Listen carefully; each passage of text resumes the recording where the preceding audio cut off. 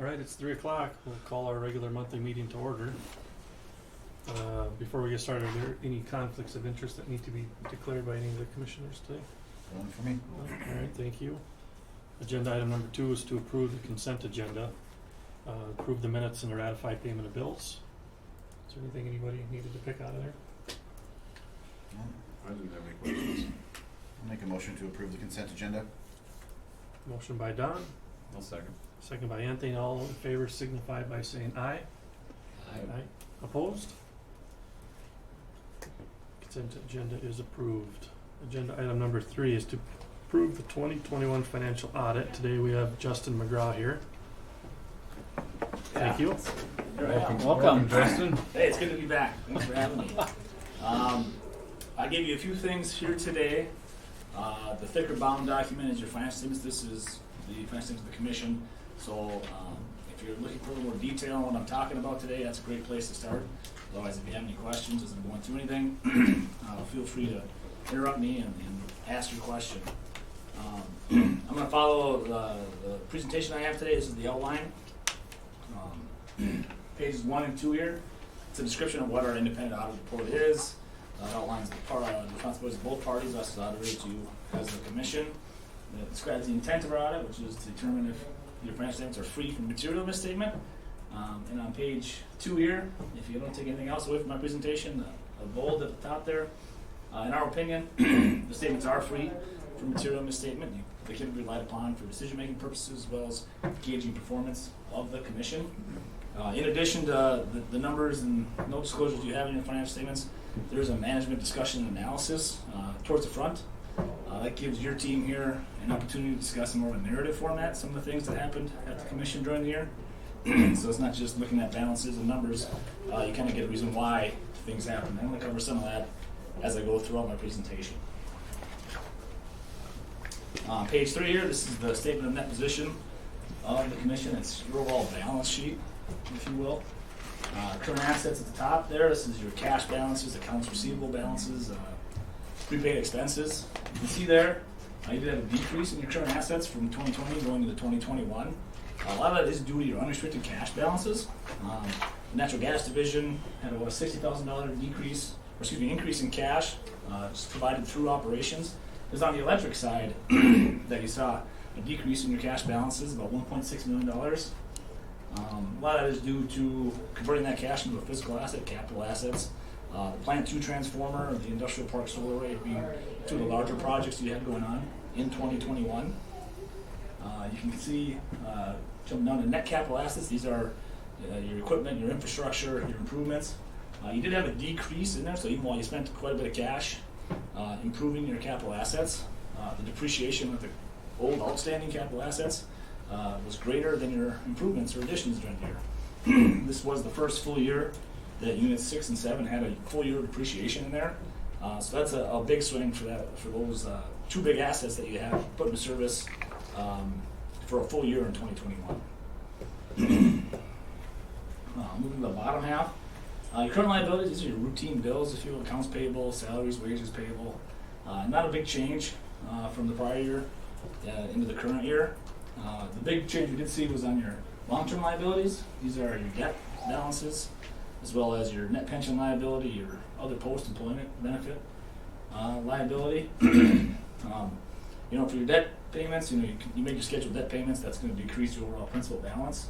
It's really the net pension liability that's a unique change in 2021 compared to 2020. A lot of it is based off of actuarial assumptions. One change they made was their discount rate on the expected growth of that liability into the future. They decreased it by a percentage point and had a pretty big impact on a lot of entities' net pension liability. On the bottom half there, the very bottom, net position. This is if you can sell all your assets and pay off all your debts. This is kind of what's left over. You can see there, your net investment in capital assets increased. As you pay down debt that you took out to make capital improvements, that is going to increase. Then your overall unrestricted net position did decrease slightly as that cash balance we discussed earlier was turned into some of those new electric assets that we saw. On this slide we have just a snapshot of your cash and investment balances in 2021 and the prior 4 years. You can see, going back to 2017, you had a significant spike in your restricted cash balances. This is when debt was taken out for Units 6 and 7, that generation project. And as the projects continued and that cash was spent on the generators and installation, that cash balance went down. And now the last 3 years has been pretty steady in that $3.6 million range. And that's really made up of your debt service reserve requirements. So those will probably be there until those debts are paid off, and then that cash will free up for unrestricted use. You had an increase in your designated cash balances. These are designations you put on for specific purposes to use of the cash. Catastrophic and 60-day operating cash reserves were the 2 areas we saw there was an increase in. That's kind of driving that increase that you're seeing between 2020 and 2021. Revenues and expenses. So this is the activity that happened during the year. Again, we have 2021 compared against 2020 to see where some of those changes happened. You did see increases in both electric and gas operating revenues. However, there was varying degrees on which division had those increases, and I'll get into each individual division a little further on in my presentation. But looking at your operating expenses, the big one that probably catches your eye is purchase power and gas.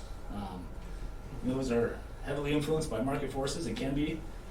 With the natural gas spike in February of 2021, we saw that increase in purchase power and natural gas go up quite a bit. But you were able to recover a lot of that through your operating revenues. And then your non-operating revenues or expenses at the bottom there. If you remember last year, you did get that one-time Missouri River, like I said, a refund or reimbursement. That item wasn't there in 2021, so you went back to a net expense in that line, and that's where your interest expense for your debt payments are going to be. And until you lose or pay off some of those debts, you're going to probably have a net expense over the years. Here's the electric division. Again, you look at the revenues of the division, the expenses of the division, and then the non-operating items. You can see the electric division operated at a loss again in 2021. 2020 is kind of the outlier with that refund or reimbursement, but you're very close in the electric division for covering the operating costs and in some of those non-cash items. Depreciation is usually your biggest non-cash item. If you can cover depreciation from your user fees, charges for services, and maybe some non-operating interest income and revenue, you're sitting really good. It's almost like you're pre-funding your eventual capital replacements down the road. So you're very close in the electric fund. And you see here's your change in that position. 2020 is that outlier with that refund reimbursement, but I think maybe 2021, you did have a decrease in your investment income in 2021 compared to the prior years. Overall, for most entities, it's a pretty poor year for the type of investments you're allowed to invest in by state statute. So if those hopefully rebound in 2022, you could see numbers closer to 2017, 2018, 2019, not such a large negative change in that position. And then here's some statistics on by class, the power or kilowatt hour sold, and what your calculated revenue per kilowatt hour is. We have 2021 and 2020. So you can see here, obviously 2021 almost to a class level is higher than 2020. The Energy Information System, or Information Administration, says for Minnesota you're looking at about 10.57 cents for a kilowatt hour sold. So you can see across all the classes, you're relatively close to that benchmark. And that benchmark is as of 2020, doesn't factor in 2021 as they don't have that information yet. But you're pretty close with your peers and in line with electric generation sales for the state. And now moving on to the natural gas division. Similar to the electric division, the type of slides we're going to show here at 2021's activity in the prior 4 years. You see that you had a non-operating loss again, and a lot of that is still tied to the performance of your investments, not being able to offset the interest expense payments that you see in that division. But overall, you did have an increase in your net position, as you can see on this slide, a little bit less than you've seen in 18, 19, and 20. That's not too surprising with that natural gas spike. I think your February bill was about 10 times higher than what it normally would be for a non-unique situation like that. So you can see that the natural gas division was able to kind of weather that spike and recover some of those costs that they experienced throughout the rest of the year. And then revenue per metric cubic foot. So this is another one that's probably likely very, very significantly impacted by that spike. You were purchasing fuel at a higher level. You were selling that fuel at a higher level across all the classes. So your revenue per metric cubic foot increased as the sales increased.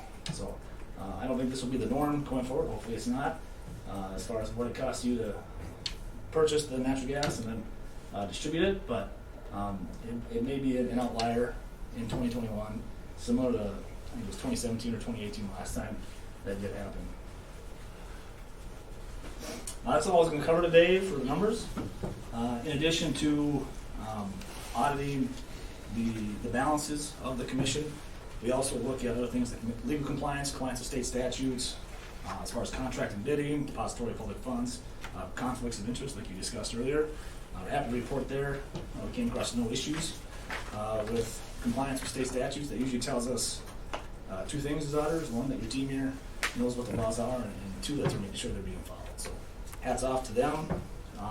We also issue with our audit report, we call it a management letter, but it's the thinner bound document that you have in front of you. And it's really just an opportunity for us as auditors to communicate to you at the commission level, how the audit went, any difficulties we had.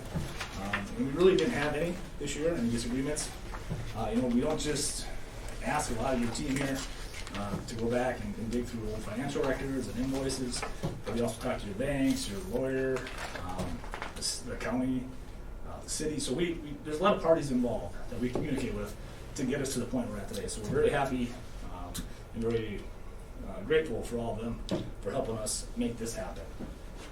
And then we also like to make any recommendations or give you any informational stuff that's coming down the pipe as far as government accounting related items. The new one this year is GASB 87.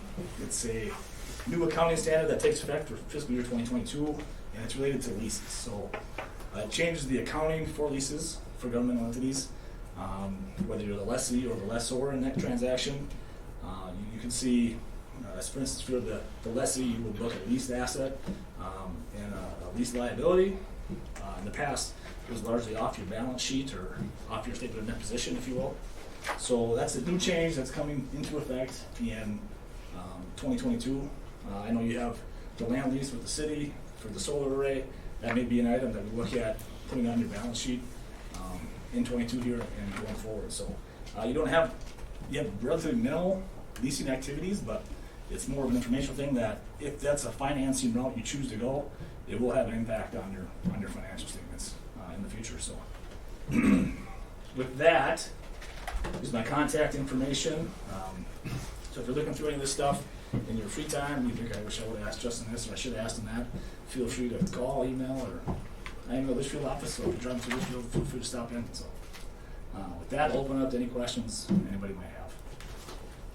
My only question is in regard to that GASB statement number 87. So this may be Jeremy or Jared, the only lease transaction we have would be the land for the solar array? Is that? Well, I think you might need some copiers. Some copiers. Yeah. That's the major piece of that, but we do have some leases with some of our copiers, office supplies, so but nothing significant. Yeah. And typically, if it's relatively small items like that, we may say it's immaterial whether we book it or not, and just keep going forward. The land is the one that we're going to have to take a closer look at and do a present value discount back to your balance sheet date to determine is this a big enough item that it will impact the users of financial statements decision making. Thank you. Any other questions? I have one. Sounds good. Thank you, Justin. Thank you very much. Thanks, Thank Justin. you.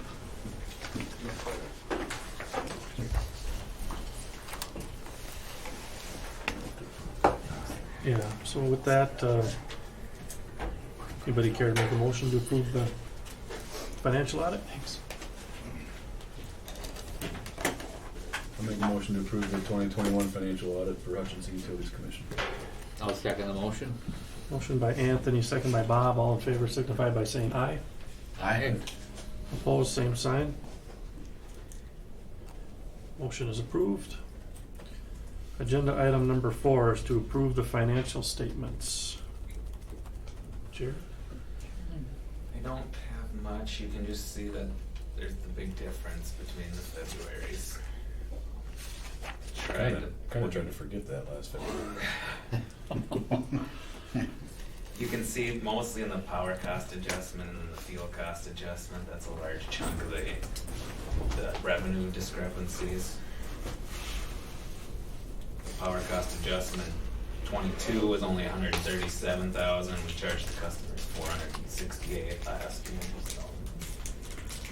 And then on the gas, same thing. We charged 1.1 million and no charge this year. So that's a large why the revenues are way down. Other than that, I think it's the other expenses and revenues are probably pretty similar. All right. Yeah, that's kind of just the theme of the day is February's back to what normal Februarys look like, both on the electric and gas side. As I looked at that stuff, I did notice, at least on the gas side, the usage, the CFs that we sold for this February, that's the highest we've had since 2013. So we had a colder February than we have in the last 9 years. So the last time we had numbers that high was in 2013. We had 247 million.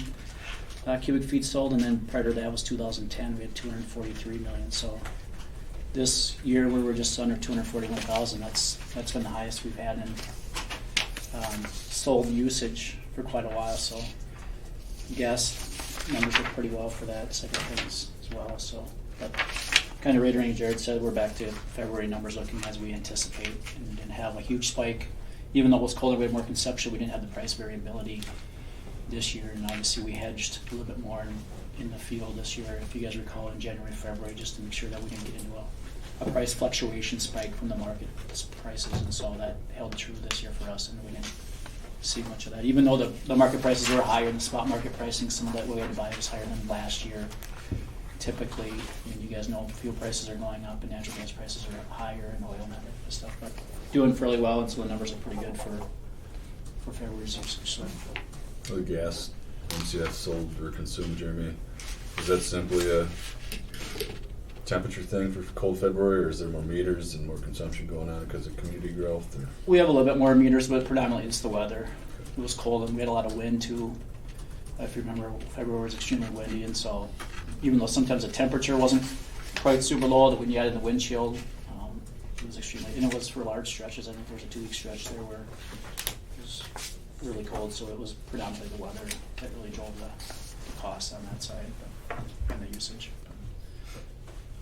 Otherwise, hopefully we're back to normal as far as numbers. So. All right. Thank you, Jeremy. Anybody care to make a motion? I'll make a motion to approve the financial. Motion by Bob. I'll second that. Second by Don. All in favor signify by saying aye. Aye. Any opposed? Motion carries. Agenda item 5 is an open forum. I don't see any new guests today. Number 6 is communication. City Administrator. Matt, what do you got? Good afternoon. Not a whole lot. We're just getting ready for construction season. This year will be west of the rec center, those streets around there, as we finish off that stormwater project, and then we're obviously the police station and ice arena. So that's about it. All right, thank you. Some fiber coming through right here. And fiber, Mhm. yeah, Nuvera is, I'm sure, probably been in touch with you guys as well. So western half might have something to do with the city administrator living that side of town. I don't know.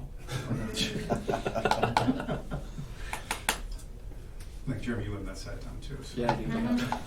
And Don, yeah, much better. All right, thank you. Divisions. Hi, Dan. Nothing today. Nothing. We got emission stack testing going on right now at plant 1 this week and plant 2 will be next week. And then, Okay, Nothing new. nothing? Just that I mentioned with the big revenue increase on the audit, that the pilot will go up next year, but we did put a ceiling in, just so it wouldn't skyrocket. So it'll only go up to 2% ceiling. Kinda we did that because of the polar vortex the last time. It shot way up and then it went back down. The city didn't like it going back down, so they wanted the floor, so we set. You got a floor and a ceiling. So then we set the ceiling, so to protect from the $7 million increase and then having it stay there. So that mechanism should work, how both sides want it. All right, sounds good. Human Resources. You have anything today? Nothing? All right, thank you. Legal, Mark? Nothing today. Nothing? All right, Jeremy, you gotta have something for us. Not a whole lot. I did send out business updates to the commission last week.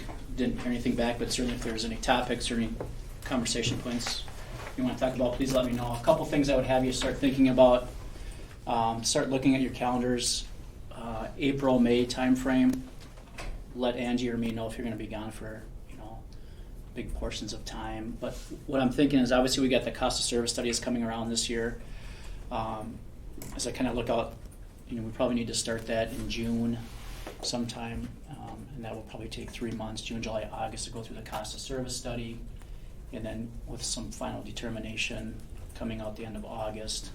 And so if there's some changes that the commission wants to make, right now I'm thinking of having those come forward at the end of August for if there's rate changes or some different things we want to change, so that it can go in front of the council in September, so that we can then adjust rates if that's a decision we go down or we need to in October like we have in the past with the glide path. So working that timetable back, I think it is important for the board to get together sometime in April, first part of May potentially, and look at how the glide paths are working right now. And as you look at some of these financial numbers, you can see that those classes are being reshifted. If you look at that one, so that shows the revenue per kilowatt hour, you're seeing that that's happening. But I want to just make sure that the board is still on path with those same glide paths based on what we're doing financially now and where we're sitting cash position wise, or if the commission wants to think of some different things, we should certainly talk about those things, so that as we go into the cost of service study, when I'm working with the consulting firms, they know ahead of time really what type of outcomes or what types of things the board has considered or want considered as the cost of service study kind of moves along.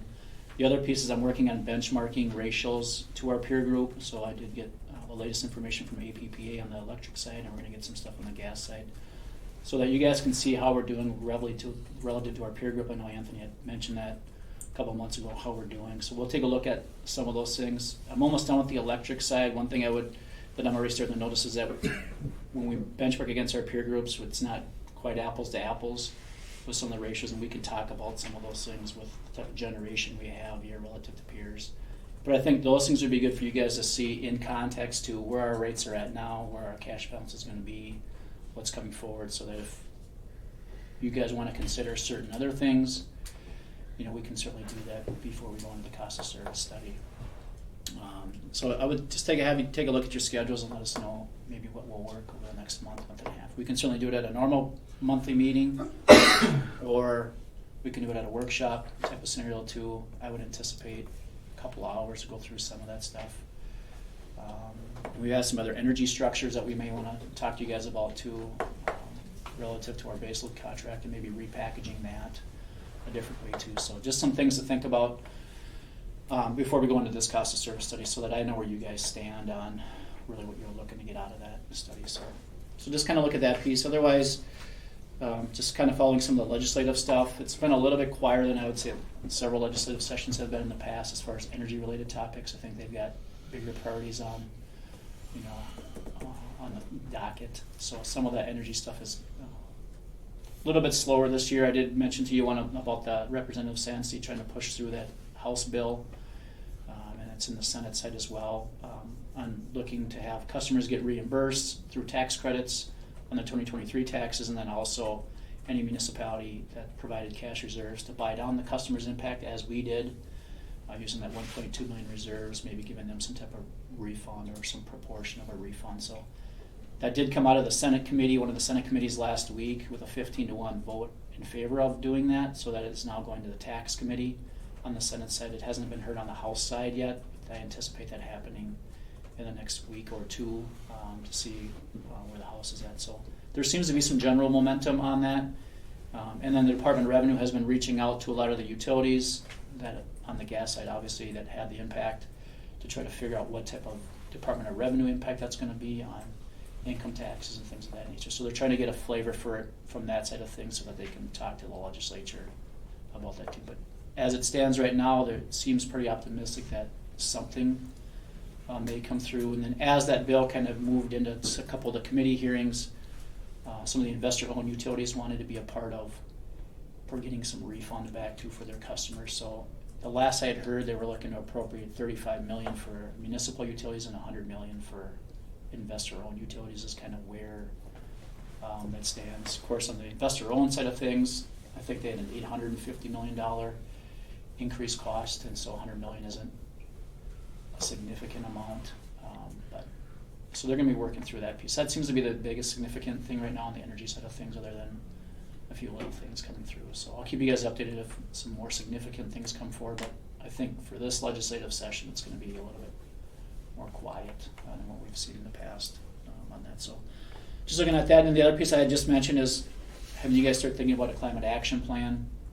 If that's something we want to be a partnership in with a potential city, if we move down that direction and look to implement something, there's going to be funding setting aside at the state to allow municipals and cities to use grant money to put climate action plans in place. And so I just want you guys to start thinking about that in relation to our business relative to what the city of Hutchinson's doing and in the community as a whole. So just kind of start pondering some of that stuff. And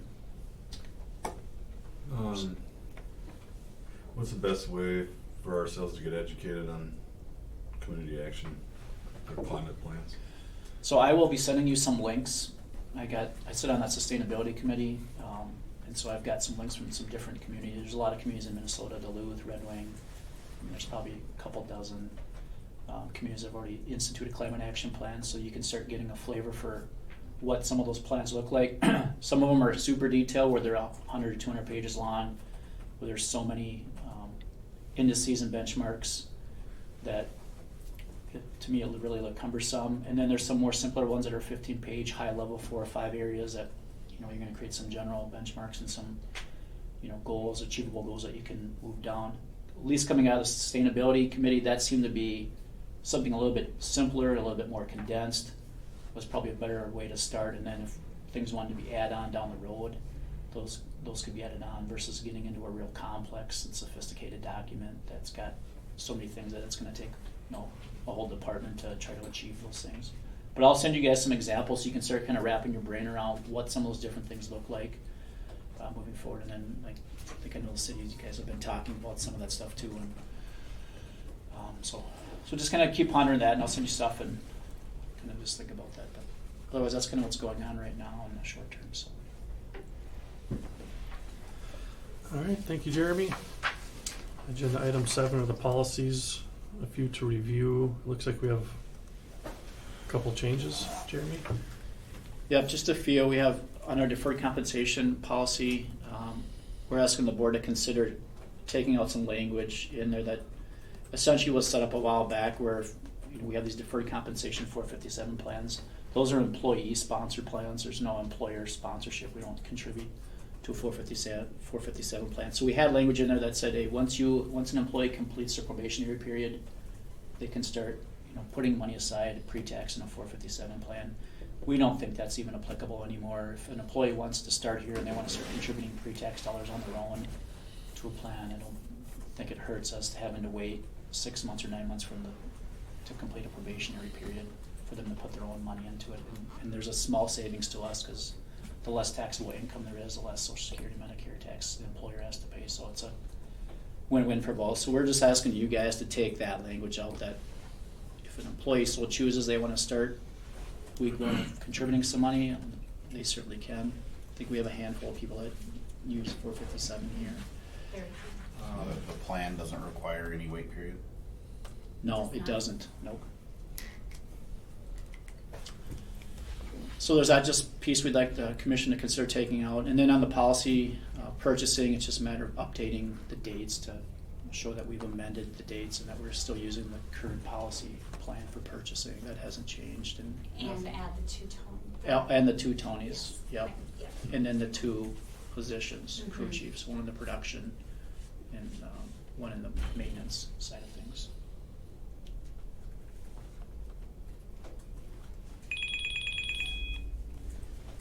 All right. Make a motion to approve the changes as proposed to the deferred compensation policy and the purchasing policy. Motion by Anthony, I'll second the motion. second by Bob. All in favor signify by saying aye. Aye. Opposed, same sign. Those changes are approved. Item 8, unfinished business, we have none. Agenda item number 9. A is to approve requisition 009080 for the 2022 residential meters. Cover that. Of course, the natural gas division retire a certain quantity of meters every year because they're old, they're damaged beyond repair, they're too expensive to repair. So of course, we need to maintain an inventory of residential meters. Went out for pricing this year, and not surprisingly, KGM, which is Coons Gas Measurement, they're a distributor for American meters, was $27,298 with a delivery of a week because they have them in inventory. Grubner's are a direct distributor for Sensit meters. They're a little cheaper at $25,032, but their delivery is 70 weeks. It's just crazy. I talked to a distributor when I was in Dallas last week for the American meter right straight from the factory. They were 75, 80 weeks. And it's like, I don't need them in 3 years, I need them now. And I've worked with KGM quite a bit before in the past. They're a very good meter distributor. They know what they're doing. We purchased from them before, so I'd like to recommend it, approve the KGM requisition. So I have two questions. How many meters does that? 200. 200 meters. And not everything from the 70s needs replaced now, right? It's about a 50-year-old meter. Is that a personal question? Yes. Well, at least I didn't go back far enough to touch these, so I'm good. But no, not everything. Only if you from the stop working. 70s, no. 70 weeks, my goodness gracious. That's incredible. John, have you ever seen that before, that kind of lead time, or anything close to that kind of lead time? I've seen long lead times. Several years ago, regulators were terrible about this same thing. Meter bars a couple years ago, something happened in the industry where the big companies were using them all, and we had to scramble and find a couple other distributors, but I've never seen it this long for meters. And what the sad thing is, a long story, American Meter just totally rebuilt their meter facility down in Nebraska City last year to make things faster, and it didn't work. So no, it's going to be tough this year. It's a lot of our materials or pipe's going to be tough. It may be tough getting pipe this year. Well, it not maybe. It is going to be tough. It is tough. It's a lot of stuff's bad out there right now. Same with electric. Same thing. And we've kind of actually talked about at some point, if we see this continually on the kind of horizon of just long lead times, where we're gonna have to start planning 2 or 3 years out Getting some orders in. and getting orders in and carrying higher inventory costs, just because we have there's uncertainty. And if we get into the summer where the construction season's going and we can't get stuff, we can't do construction, that's a bad position for us, especially as we're growing and things are adding. So we may need to look at that, so don't be surprised if some juncture we'd come to you and say, hey, we're gonna increase carrying costs and we're having to purchase 2 year worth of supply just to get in the docket to even get that stuff out. And we're already starting to do some of that on the electric side, and on the gas we're putting in the inventory for next year just to get in the queue so we don't get passed by a lot Seems of like the competitors. just-in-time world Yeah. isn't working quite like it's supposed No, to not anymore. now. By any stretch. So, Fantastic news. Well, I'll make a motion to approve requisition 009080 and approve KGM $27,298. Motion by Don, I'll second that motion. second by Bob. All in favor signify by saying aye. Aye. Opposed, same sign. That requisition is approved. 9B is to approve requisition 009087 to Plant 1 elevator upgrades. Mike. So per the state inspection, it was found that several code requirements were not met. So this is to get the elevator up to current code. And TKE, we signed a bronze agreement with, so they'll be covering our annual safety inspections. And I reached out to 2 other companies. One wouldn't commit to the scope of work and the other one would not respond back. So,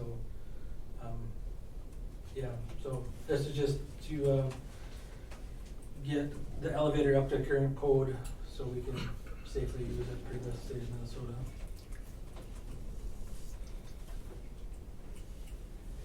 Seems like a pretty good idea. Be working when we take a tour. Maybe. Yeah. It works. Just Just need to be able to use If we it. put you in a box, because it can be used as freight right now. Yeah.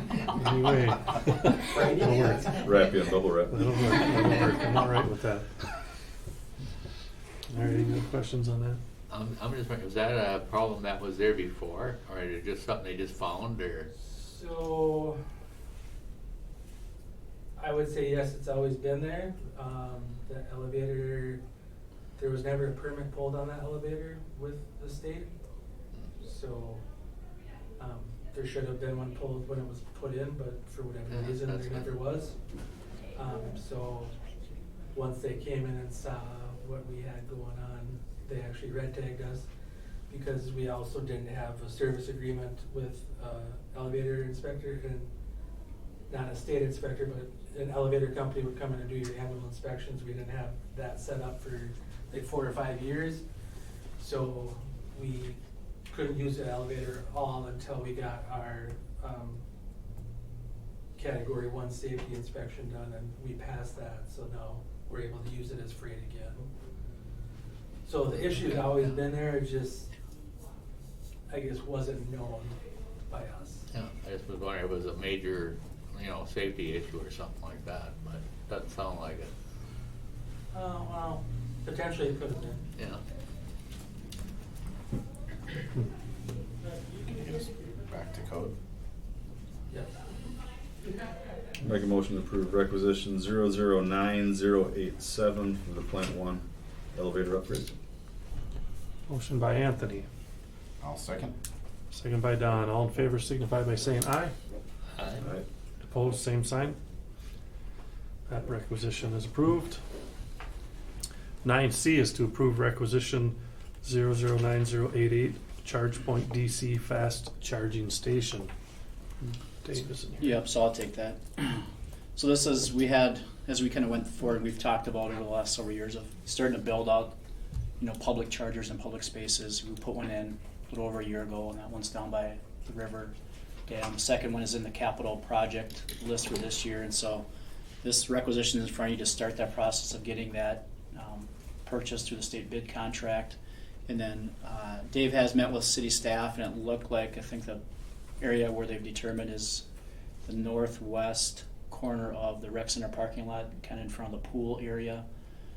Down there, they're designating a couple spaces there to put up the second fast charger in all public space as we move forward. So they're working on getting that stuff put together and diagramming that out and making sure it's ADA compliant and all that stuff. But so the requisition in front of you is to go with another charge point fast charger. That's what we have in already downtown. That's what we really promote as far as our in-home chargers and our rebate programs. And so obviously from our standpoint, we want to try to create a uniform platform that everyone's using in town so that we can monitor usage and we can monitor electric loss and we can do different reporting on those things. Because as the new CIP and ECO Act take shape now, some of the things that we can pull out of energy conservation is electrification and electric charging use. So if people have in-home chargers or they're using these public chargers for electrical load, we can pull those things out of energy conservation SIP programs. And so we want to make sure that we're monitoring and have a recordable way to read what's being used and by whom and when it comes with fast chargers and just in-home chargers. So we're asking the commission to approve moving forward with the second one, and then as we've talked a little bit with staff down at the city and up here, we're going to get to a point where there isn't a lot of ideal public use spaces anymore, and so that we'll have a kind of a thought process of going to stage 2 with where do we go from there? What's the public use areas where they'll be significantly impactful start going away? Do we start looking at targeting more commercial properties and businesses to build out infrastructure in town? And so we've talked about different plans with MRES and the state and some of the different vendors about how that may be approachable, because if you guys are aware, which I'm sure you guys are, Minnesota is really trying to push EVs as far as the transportation sector in the state. And so they're significantly pushing out grant money and funding, and some of that's coming from the federal level to build out infrastructure all over the place. And so we tried getting a couple grants through the Volkswagen settlement, and we didn't quite make the cut on the corridors, but there's some additional funding that will come out that we can look at. And obviously, they want to try to do it strategically so that they're maximizing the infrastructure output relative to what they're anticipating is a significant increase in EV vehicle penetration. So this is the kind of the second phase for us of putting in a second one, and it's being utilized. It's actually the highest utilized EV charger in MRS's membership right now, so it is getting used quite a bit relative to the other members. I think The one that we installed in the one that Hutchinson. we have is the highest used one in the membership right now. I've only seen one car on it. Maybe that's all it takes. I think we have a consistent 8 to 9 cars that use it consistently, either commuting into town or they're driving through town that it's being charged. We were a little shocked to hear that too, but there's some pretty significant, relatively speaking, load that it's being used, although I don't see a lot of cars there either, but we're starting to see that. So we do think the one in the rec center, as more vehicles become EV, that's going to be a significant spot where people are there for long periods of time between the rec center and the civic arena. We're anticipating seeing cars, basketball, volleyball, all that type of stuff.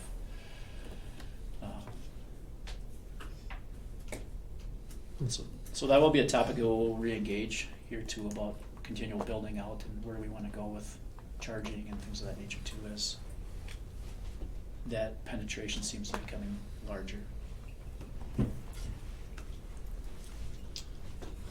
All right.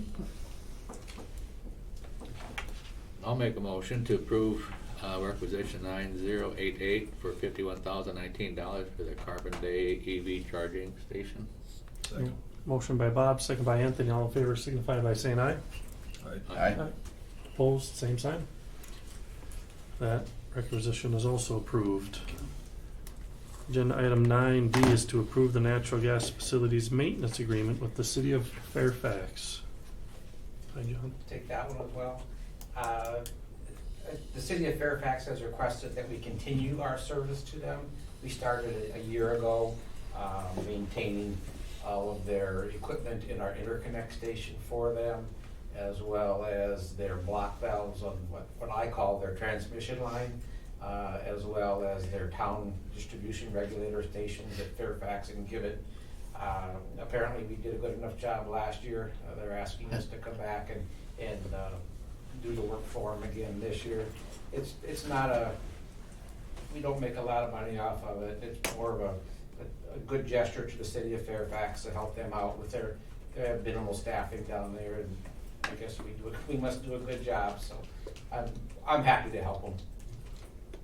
I know the gentlemen that do the work too. They enjoy it, being out and working on other equipment as well. So. Are there any changes to the actual agreement? No. Dates. All right, thanks, John. Any other questions on this? Would you care to make a motion? I'll make a motion to approve the natural gas facilities maintenance agreement with the city of Fairfax. Second. Motion by Don, second by Anthony. All in favor signify by saying aye. Aye. Opposed, same sign. Okay. Thank you. That one is approved. 9E is request to sell the 5 MVA transformer for generator number 3.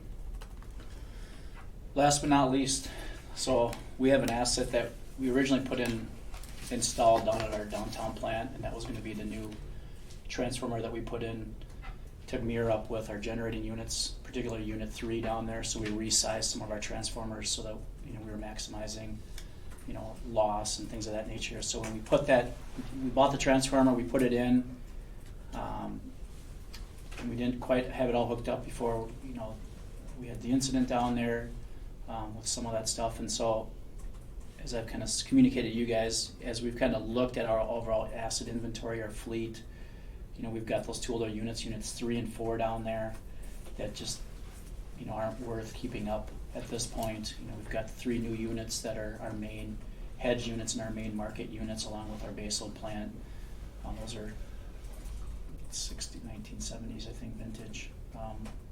So I think at some point we want to salvage those things out. I know it's the 70s again, 60s, 70s. And I've kind of mentioned that. So, you know, we've already decommissioned Unit 8 several years ago. I think Unit 3 and 4 are 2 last old units that are smaller units. They're 3.5 to 4 megawatt units apiece. You know, we're no longer, it doesn't pay to repair the one and then keep up the other Unit 3, because we'd have to do some upgrades on circuitry and things of that nature. And so at some point we'll want to decommission those, or we haven't really used them. We've kind of decommissioned them already, but salvage them, get those out of the facilities. Those are things that we're working on right now to look at costs and to salvage those things and get that stuff out of there, so that if new opportunities come up for different technologies, we have space available in the buildings to put that in, because there's a lengthy process to get those types of units out of that facility. So since we're not going to move forward with units 3 and 4, there's no need for that brand new transformer to sit there. And so we're requesting the commission to consider selling that asset to someone that can use that asset. So what we're anticipating right now, our plan is first to try to just sell it direct. So we'll get a hold of, you know, all the associations and the utilities that use those types of transformers to see if we can just sell it direct. And I would think we're optimistic that it would sell fairly quickly, knowing that there's lead times on transformers right now. If someone can buy one that hasn't been used yet and there's still a warranty, we think we'll be able to sell it that way. If we can't sell it direct through one of those listservs and through one of those associations, then we'd look to put it on consignment with a vendor that sells transformers, and, you know, they would take a 10 or 15%, you know, commission out to have it sit on their lot for consignment. But we don't anticipate that happening. But we do want to recover the cost that we had into it. And so we're asking the commission to consider us selling it for $96,000, which was the cost that we had into that transformer when we bought it a couple of years ago and installed it. So it's sitting on the pad down there, but I don't believe it's been hooked up, right? It's just sitting there right now. It's never been hooked up. So, but because it's where we want to dispose or sell an asset, we need to have board approval to put that out there for sale. So, and we don't see a need for that transformer here on our system as well. So, Not as a backup or anything like that. no.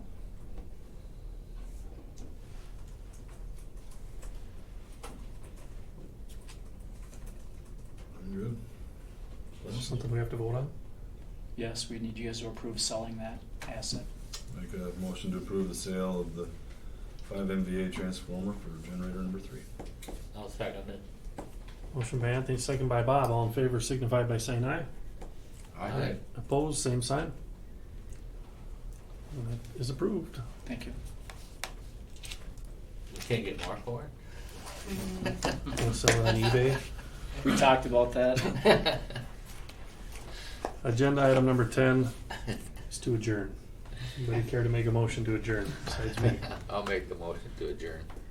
Motion by Bob, I'll second. second by Don.